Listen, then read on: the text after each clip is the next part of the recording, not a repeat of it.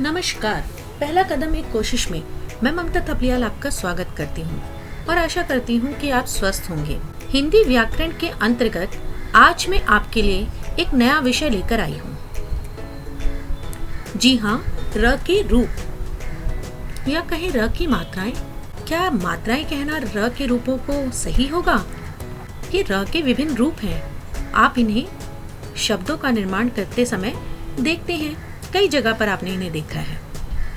लेकिन क्या ये र की मात्राएं हैं या र के रूप? चलिए इस पर थोड़ी चर्चा कर लेते हैं। आखिर मात्राएं कहते किसे हैं? स्वरों के चिन्हों को मात्रा कहा जाता है, जो व्यंजनों को आधार प्रदान करते हैं। क्या र भी व्यंजनों को आधार प्रदान करता है? क्या र एक स्वर है या व्यंजन है? जी हाँ, जब हम र के विषय में बात करते हैं तो हमारे दिमाग में कई सारे सवाल आते हैं कि यह र के रूप है कि मात्राएं हैं। र के रूपों को मात्रा की संज्ञा लोग इसलिए देते हैं। र के ये चिन्ह मात्रा की तरह लगते हैं।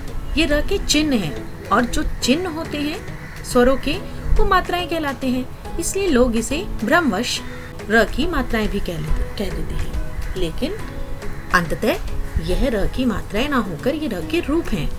र अपना रूप बदल बदल कर शब्दों में दिखाई देता है, हमारे सामने आता है। चलिए आज हम र के रूपों के विषय में पढ़ेंगे। यह र का सामान्य रूप है जो आपको लिखने और पढ़ने में नजर आ ही जाता है। जब भी आप कोई पुस्तक पढ़ते हैं या कुछ लिखते हैं तो ये र का रूप सामान्यतः दिखाई देता है और हम इसे आसानी से पहचान भी लेते हैं। ये र पूर्ण है। पूर्ण अर्थात पूर्ण व्यंजन कौन सा होता है? जिसमें स्वर मिला हुआ होता है। तो ये र इसमें अ मिला हुआ है। ये शुरुआत में भी आता है, ये मध्य में भी आता है, ये अंत में भी आता है। रबड़ र सुनाई दे रहा है, स्वतंत्र र सुनाई दे रहा है अपनी आवाज के साथ में। तरंग, डगर, र। तो ये र का सामान्य रूप है जिसे हम आसानी से पहचान सकते हैं। हिंदी के जो भाषाविद हैं वे जानते थे कि र जो है अपने आप में ही एक भिन्न आकृति का वर्ण है। क्यों? क्योंकि ना तो इसमें खड़ी पाई है, ना ये पेंदे वाला है, गोल पेंदे वाला। तो इसके अन्य व्यंजनों के साथ में प्रयोग में थोड़ी सी कठिनाई आनी संभव है। तो उसको ध्यान में रखते हुए उन्होंने और र के कुछ चिन्ह विकसित किए। क्योंकि अगर र आधा है तो कैसे लिखा जाएगा? इसका कौन सा भाग कटा हुआ दिखा के इसको आधा दिखा सकते हैं? और अगर र पूरा है तो वे अन्य व्यंजनों के साथ आएगा तो कैसा नजर आएगा? अगर र के आगे हम आधा प लगा दें तो क्या उसकी बनावट ए से एड़ी की तरह नहीं लगेगी? और अगर ऐसा होगा तो वह पाठकों के बीच में, पढ़ने वाले या समझने वाले के बीच में भ्रम पैदा करेगा। अगर लिखा जाएगा प्र और पढ़ा जाएगा ए, तो शायद जो भाषा का हमारा जो मूल उद्देश्य है, संप्रेक्षण, यानी कि अपनी बात को दूसरों तक पहुंचाना, तो क्या वो बात पहुंच पाएगी? तो इस चीज को ध्यान में रखते हुए हमारी भाषाविदों ने गहन अध्ययन के बाद यह निष्कर्ष निकाला कि र के कुछ चिन्ह बनाए जाएं। क्योंकि र दूसरे व्यंजनों से उसका आकार भिन्न है। ना तो उसमें खड़ी पाई है, ना गोल पेंदे जैसा है, वो गोलाई है उसमें। तो उसको कैसे आधा और दूसरे व्यंजनों के साथ उसे दिखाया जाए? आप जब देख रहे हैं कि रबड़ में कोई व्यंजन आधा नहीं है, सारे पूरे हैं, तो वह स्वतंत्र रूप से आया हुआ है। लेकिन यदि कोई व्यंजन आधा होता और वो उसके साथ में आता, तब चलिए इन्हीं सवालों के जवाब मैं आपको आज इस वीडियो में दूंगी। र जब आधा होता है तो उसे कहते हैं रेफ। यहाँ आधा मतलब स्वर रहित, और उसका चिन्ह एक आधा गोला है जो कि शिरो रेखा से ऊपर लगता है। चलिए जरा बात करने कि रेफ क्यों? क्या हम हलंत लगाकर उसको अन्य व्यंजनों के साथ में जोड़कर नहीं लिख सकते, शब्द निर्माण नहीं कर सकते?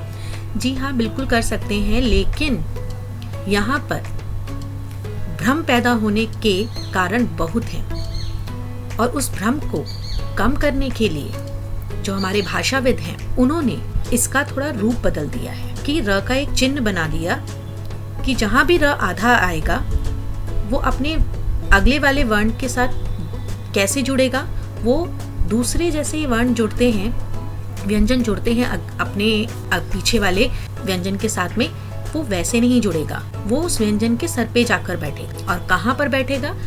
जहां पर उस व्यंजन का स्वर होगा। चाहे ई का होगा तो ई की मात्रा के पीछे जुड़ेगा, आगे नहीं, पीछे। आ की मात्रा के ऊपर जाकर जुड़ेगा। अगर व के पीछे आ की मात्रा लगी होगी तो आ की मात्रा पर वो बैठेगा। ठीक है, तो ये र का रेफ रूप है। भ्रम कैसे पैदा हो सकता था? क्योंकि अगर आप जैसा कि आप देख ही रहे हैं, मैंने लिखा है पर्व। अगर आपका हस्तलेख अच्छा नहीं है तो आप उसको, हो सकता है कोई उसको अलग तरीके से लिखे। र की लाइन थोड़ी सी भी व के साथ जुड़ गई तो वो र और व नहीं पढ़ा जाएगा, वो ख पढ़ा। इसी का ध्यान में रखते हुए हमारे विद्वानों ने बहुत सोच विचार कर कि आगे आने वाली पीढ़ी किस तरह से इसकी बनावट को और अक्षरों के व्यंजनों को लिखने में कोई त्रुटि ना करे, कोई गलती ना करे। अगर लिखकर आप अपनी बात किसी तक पहुंचा रहे हैं तो जो बात आप पहुंचाना चाहते हैं वह बात सही तौर पर दूसरे के पास पहुंचे। एक साधारण से उदाहरण के तौर पर मैं आपको समझाऊंगी। अगर मैं कहना चाहती हूँ कि स्वतंत्रता दिवस हमारा राष्ट्रीय पर्व है और मैंने वह लिखकर दिया और मैंने रेफ का इस्तेमाल ना करते हुए र के नीचे हलंत लगा कर दिया, तो जो पढ़ रहा है उसे वो कैसे पढ़ेगा? स्वतंत्रता दिवस हमारा राष्ट्रीय पक्ष है। तो इन्हीं संभावनाओं को ध्यान में रखते हुए हमारे भाषाविदों ने र के 3 रूप बताए हैं, जिसमें से पहला रूप मैंने आपको बताया है रेफ। और ये किसके साथ, ये कैसा रूप है? स्वर रहित। सिर्फ जब स्वर रहित र आएगा, आधा र आएगा तो वो कैसा लिखा जाएगा। चलिए अब हम आगे बढ़ते हैं, र के अन्य रूप को देख लें जो कि पदेन रूप है। अब यहाँ पे लिखा है स्वर सहित, तो र, अगर र स्वर सहित है, र पूरा है, तो हम र को वैसे ही क्यों नहीं लिख देते जैसे अन्य व्यंजनों के हम साथ में करते हैं कि आधा व्यंजन को उसके साथ चिपका के लिख देते हैं। तो र के साथ ऐसा क्यों नहीं करते? लेकिन भाषाविदों के सामने ये मुश्किल थी कि र की जो बनावट है वह अन्य व्यंजनों की तरह नहीं है। इसीलिए उन्होंने र कोई किसी भी प्रकार का भ्रम पैदा ना हो, इसके लिए उन्होंने खड़ी पाई के साथ में एक तिरछी रेखा और दी कि जो भी व्यंजन आएगा उसके नीचे तिरछी रेखा की तरह र लगेगा। क्यों? क्योंकि र की बनावट ऐसी है, यदि आधा प या कोई भी आधा व्यंजन हम र के साथ में जोड़ेंगे तो वो भ्रम पैदा कर सकता है, क्योंकि लिखने का तरीका हर इंसान का अलग अलग होता है। तो इस प्रकार का भ्रम ना रहे और वर्तनी की शुद्धि बनी रहे, इसके लिए उन्होंने र के इस रूप का निर्माण किया, पदेन रूप का। आपको पता ही है जब व्यंजनों में स्वर नहीं होता है तो वे हल्के हो जाते हैं और वो इधर उधर घूमने लगते हैं, उनको सहारा चाहिए होता है। तो सहारे के लिए उन्होंने खड़ी पाई के साथ में जब जो भी व्यंजन होगा उसके नीचे र की एक तिरछी रेखा आएगी। आइए 2 उदाहरण मैंने दिए हुए हैं, उनको देख लेते हैं और समझ लेते हैं। प्रदीप को हम कैसे लिखेंगे? प आधा जमा र जमा अ जमा द जमा ई जमा प और जमा अ मिलकर बना प्रदीप। ठीक है, चलिए अब आगे दूसरे उदाहरण को देख लेते हैं। क जमा र जमा अ जमा म जमा अ मिलकर बना क्रम। अब हमने ये तो समझ लिया कि यदि कोई व्यंजन आधा होगा तो र पूरा होगा और व्यंजन कोई दूसरा व्यंजन कोई आधा उसके साथ जुड़ेगा तो कैसे जुड़ेगा, उसका वो रूप देख लिया। लेकिन आपने देखा होगा व्यंजनों में भी 2 तरह के व्यंजन दिखाई देते हैं, एक खड़ी पाई वाले और एक गोल पेंदे वाले। जैसे गोल पेंदे वाले मतलब घुमावदार वाले, आधे गोले वाले, जो कि है ट ड ढ। उसमें ये कैसे लगेगा? क्योंकि यदि अगर हम ट के नीचे ये तिरछी रेखा लगाते हैं तो वह द की तरह दिखने का भ्रम हो सकता है। तो भाषाविदों के सामने ये भी एक परेशानी थी कि अगर हम ट के नीचे भी इसी तरह का लगाएंगे तो ये तो बहुत मुश्किल हो जाएगी।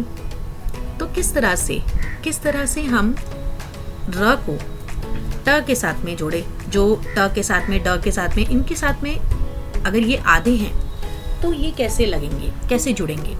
तो उन्होंने एक और पदेन रूप दिया, एक दाहिनी तरफ एक और तिरछी रेखा लगाकर उन्होंने ये दूसरा पदेन रूप दिया जो कि घुमावदार व्यंजनों के नीचे लगेगा।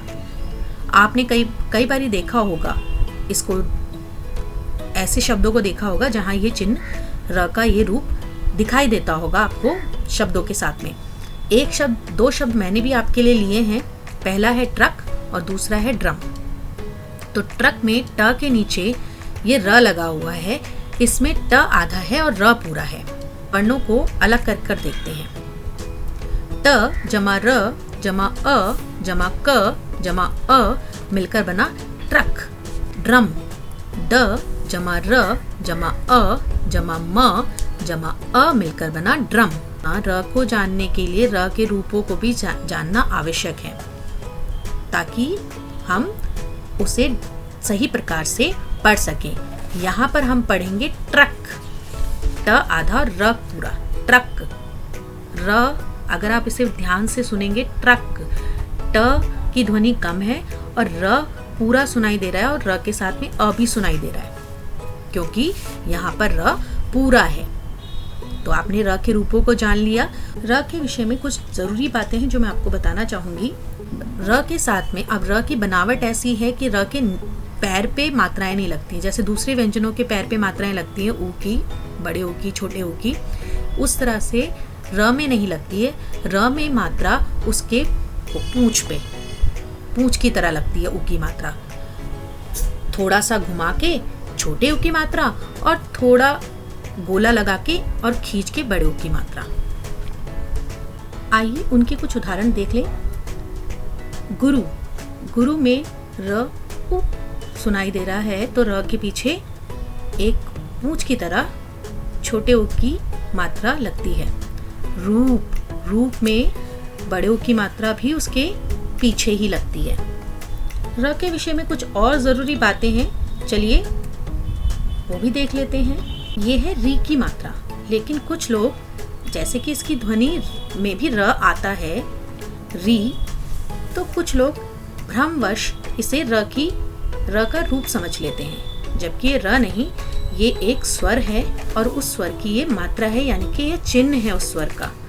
और ये, जैसा कि आपको पता है, स्वर स्वतंत्र होते हैं, ये भी स्वतंत्र रूप से प्रयोग में आता है।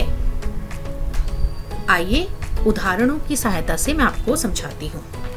यहाँ पर लिखा है, पहला शब्द है हृदय। हृदय में री, री, री, री सुनाई दे रहा है, तो कुछ लोग इसे र समझते हैं और पर्ण विच्छेद करते हैं।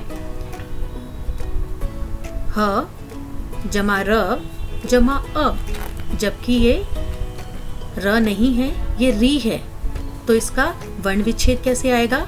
ह जमा री जमा द जमा अ जमा य जमा अ।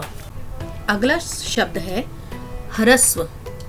हरस्व मतलब छोटा, तो हरस्व में र है, जैसे कि सुनाई दे रहा है, और जहाँ घुमाव आ रहा है वहां पर तिरछी रेखा लगाकर हमने ह को आधा दिखाया है। तो ह जमा र जमा अ जमा स जमा व जमा अ। हरस्व का वर्ण विच्छेद इस प्रकार बनेगा। ये दोनों ह में, एक में ऊपर हृदय में री से ऋषि है, री से ऋषि का स्वर है, और ह में ह आधा है। ऊपर ह में वो भी ह आधा है, लेकिन वहां पर री स्वर लगा हुआ है। तो इस प्रकार हृदय में ह पूरा है और हरस्व में ह आधा है। तो इस प्रकार इस वीडियो में हमने यह समझा कि र का केवल एक ही रूप स्वर रहित है और वो है रेफ। र का पदेन रूप जहाँ भी आपको नजर आएगा, अन्य व्यंजन पूरा लिखा होगा और उसके पैर में जो र लगा होगा वह र पूरा होगा और वो व्यंजन आधा होगा। आशा करती हूँ कि आपको र के रूप समझ में आए होंगे और आगे जब भी आप र के रूपों को देखेंगे तो आप आसानी से पहचान जाएंगे कि वह र का रेफ रूप है या पदेन रूप है, और वर्ण विच्छेद करते हुए किसी प्रकार की त्रुटि यानी कि गलती नहीं करेंगे। धन्यवाद।